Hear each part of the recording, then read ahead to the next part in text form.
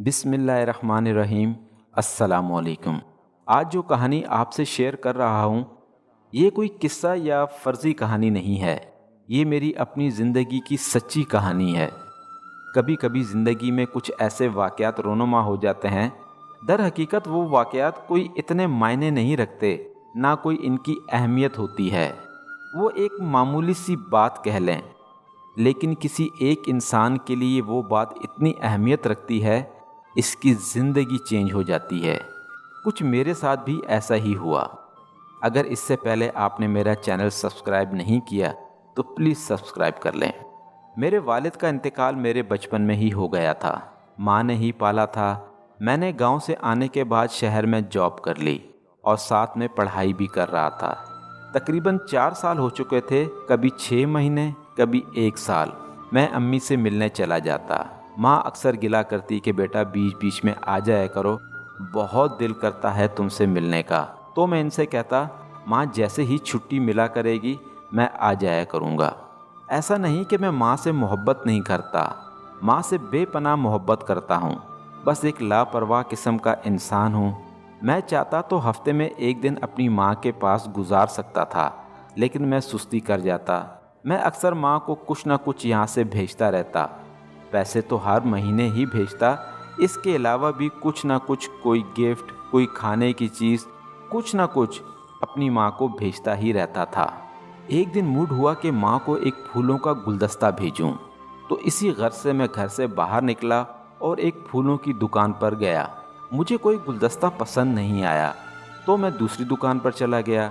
غرض یہ ہے کہ 4 سے 5 دکانیں دیکھیں اور ایک دکان میں گیا تو اس کے پاس 3 یا 4 گلدستے رکھے تھے۔ میں واپس جانے لگا تو اس دکاندار نے مجھے آواز دے کر بلایا، جی صاحب کون سا گلدستہ چاہیے؟ آپ کے پاس تو 3-4 ہی رکھے ہیں، میں کیا چوائس بتاؤں آپ کو؟ اس نے کہا کوئی مسئلہ نہیں، آپ جو کہیں گے آپ کو مل جائے گا۔ اس نے میرے سامنے ایک کیٹلاگ بک رکھ دی۔ جب میں نے کیٹلاگ کھولی تو اس میں بہت سارے ڈیزائن تھے۔ مجھے اپنی مطلب کا ڈیزائن مل گیا تو میں نے کہا یہ گلدستہ چاہیے۔ اس نے کہا آپ 10 منٹ بیٹھیں۔ پھر اس نے ایک بچے کو آواز لگائی اور کہا کہ ایک چائے لے کر آؤ اور ہوٹل والے کو بولنا کہ مہمان آیا ہے، نئے کپ میں چائے دینا۔ میں نے چائے کا منع کیا مگر اس نے کہا نہیں صاحب، آپ ہمارے مہمان بھی ہیں، چائے پی کے ہی جائیے گا۔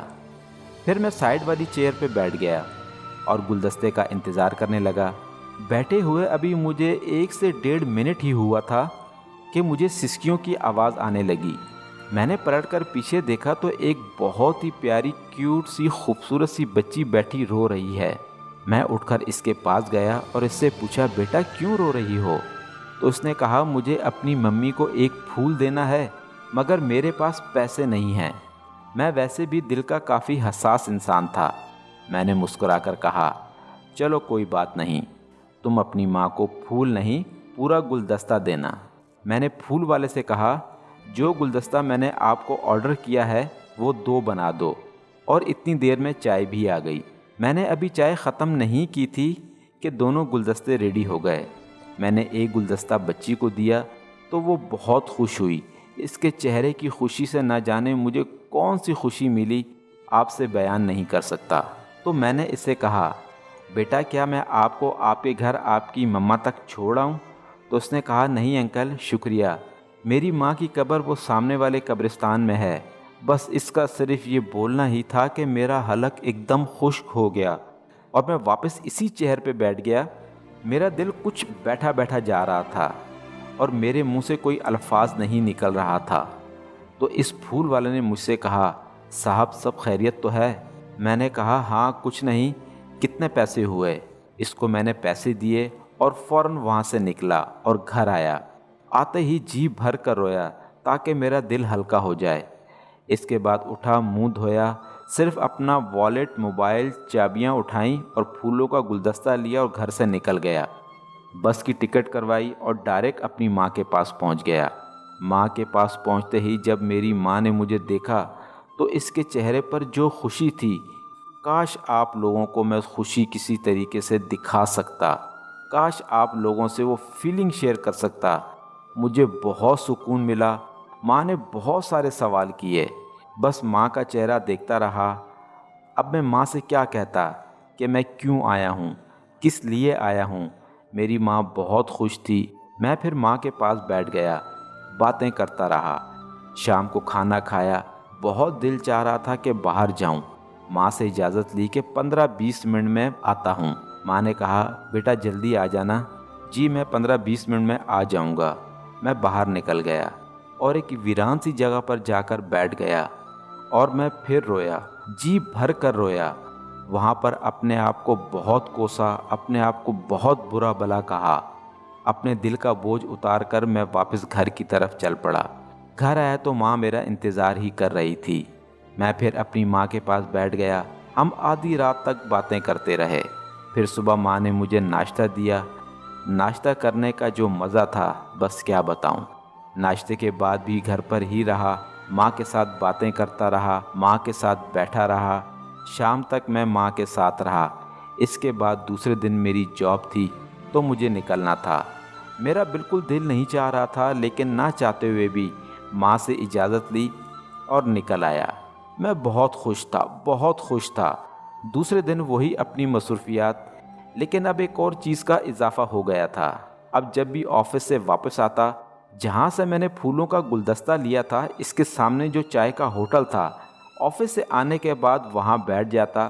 نہ چاہتے ہوئے بھی ایک کپ چائے کا ضرور پیتا اور انتظار کرتا کہ شاید ہو سکتا ہے کہ وہ بچی مجھے دوبارہ نظر آ جائے، لیکن وہ مجھے دوبارہ نظر نہیں آئی۔ اب میں ہر ہفتے اپنی ماں کے پاس جاتا، ایک دن گزارتا اور واپس آ جاتا۔ اب میری زندگی بالکل چینج ہو گئی تھی۔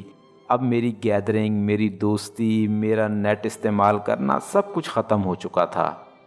مجھے جو بھی ٹائم ملتا اپنی ماں کو دیتا، اور میری ماں بھی اب بہت خوش رہنے لگی تھی اور میری اپنی زندگی چینج ہو چکی تھی۔ میں خوش رہنے لگا تھا۔ ماں کو خوش دیکھ کر جو مجھے دلی سکون ملتا وہ بیان نہیں کر سکتا۔ آج 1 سال ہو چکا ہے اور میں روز اس ہوٹل پر جاتا ہوں، ایک کپ چائے پیتا ہوں کہ کاش وہ بچی مجھے نظر آ جائے، لیکن وہ مجھے نظر نہیں آئی۔ اللہ جانے وہ کہاں ہوگی، کس حال میں ہوگی۔ ابھی بھی اس کے لیے بہت دعا کرتا ہوں کہ اللہ اس کو اپنے حفظ و امان میں رکھے، اس کو خوشیاں عطا کرے۔ لیکن میں نے بھی یہ عہد کر رکھا ہے کہ مجھے کتنے ہی سال لگ جائیں، میں اس ہوٹل میں آؤں گا، ایک کپ چائے پیوں گا اور اس چھوٹی سی ننھی سی پری کا انتظار کروں گا۔ اس نے میری زندگی چینج کر دی ہے، مجھے میری زندگی کا مقصد دے دیا ہے، مجھے میری ماں دے دی ہے، میری دنیا لوٹا دی ہے۔ ہو سکتا ہے یہ ساری باتیں اور جو جذبات میرے اندر ہیں میں صحیح طریقے سے بیان کر پا رہا ہوں یا نہیں۔ میں اپنے جذبات آپ کو دکھا نہیں سکتا۔ کتنے خوش نصیب ہیں وہ لوگ جن کے والدین حیات ہیں۔ اپنے ماں باپ کی قدر کریں، کیونکہ ان کے جانے کے بعد ان کی قدر کرنا تقریباً بے معنی ہی ہوگا۔ اللہ ہمارے والدین کو اپنے حفظ و امان میں رکھے اور ان کا سایہ ہمارے سر پر ہمیشہ سلامت رکھے۔ آمین۔ اللہ حافظ۔ اللہ حافظ۔ اللہ حافظ۔ اللہ حافظ۔ اللہ حافظ۔